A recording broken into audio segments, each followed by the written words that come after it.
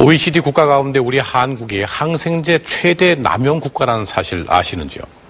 병원에서 처방해주는 감기약에 대수롭지 않게 항생제가 들어갑니다. 바로 이 항생제가 우리 몸속에 없어서는 안 되는 좋은 세균들까지 파괴해서 각종 질병을 유발시킨다는 새로운 연구 결과들이 나오고 있습니다. 질병을 치료해야 할 항생제가 오히려 생명을 위협하는 상황, 오늘 뉴스플러스에서 심층 보도합니다. 사람의 몸속에는 100조 개가 넘는 세균들이 살고 있습니다. 이 세균들은 단순히 우리의 몸에 빌부터 무전 취식하고 있는 것이 아닙니다. 충분히 정당한 대가를 지불하며 인류와 함께 진화하고 공존해왔습니다. 그런데 문제가 생겼습니다.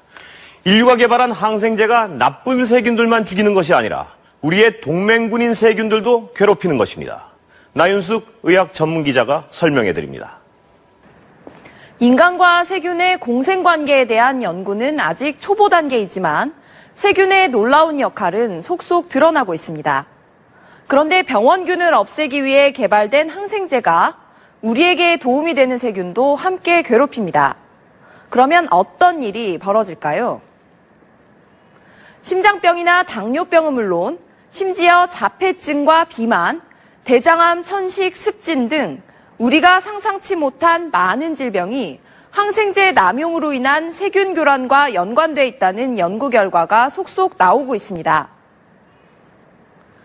항생제가 좋은 세균을 변화시키면서 발생하는 특정 장염은 치료가 어려운 경우가 많습니다. 설사가 나타나고 심하면 장을 썩게 만드는 그런 역할을 해서 사망에 이를 수 있는 그런 예가 있습니다. 최근 의학계에선 이런 환자의 장 속에 좋은 세균이 살아있는 건강한 사람의 대변을 이식해 성공적인 치료 결과를 얻기도 했습니다. 그런데 문제는 여기서 그치지 않습니다. 인류를 위해 개발한 항생제가 한쪽에선 우리의 동맹군인 좋은 세균을 교란시키는 한편, 다른 쪽에선 항생제 남용으로 인류의 미래를 위협하는 괴물, 즉 슈퍼박테리아를 만들어내고 있습니다. 슈퍼박테리아의 심각성과 우리의 현실을 박선아, 박주린 기자가 전해드립니다. 2011년 여름, 유럽 전역이 발칵 뒤집힙니다. 신선한 채소를 먹고 사람들이 쓰러지기 시작한 것입니다. 항생제 남용으로 만들어진 강한 내성을 가진 슈퍼박테리아가 원인. 4천여 명이 감염되고 50여 명이 사망했습니다. 인류에 대한 슈퍼박테리아의 공격은 시간이 지날수록 거세지고 있습니다. 매년 유럽에서는 2만 5천 명이 목숨을 잃고 미국에서도 1만 9천여 명이 사망하는데 에이즈로 인한 사망자 수를 넘어섰습니다.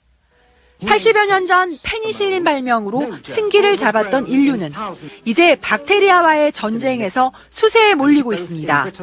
매년 새로운 변종 박테리아가 창궐하고 있지만 인류가 신종 항생제를 개발한 것은 1987년이 마지막이었습니다. 때문에 인류가 사소한 감염에도 생명을 잃었던 19세기로 돌아갈 거란 경고가 나오고 있습니다. Don't need antibiotic. All it's doing is building antimicrobial resistance and we're giving a dreadful future for our children and grandchildren.